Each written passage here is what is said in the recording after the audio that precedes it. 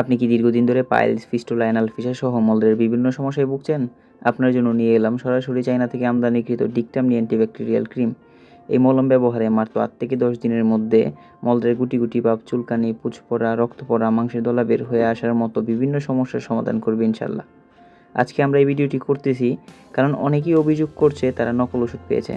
হ্যাঁ, বাজারে কিছু অসাধু ব্যবসায়ী একই রকম দেখতে আটা ময়দা মিশিয়ে নকল ওষুধ তৈরি করে কম দামে বিক্রি করছে।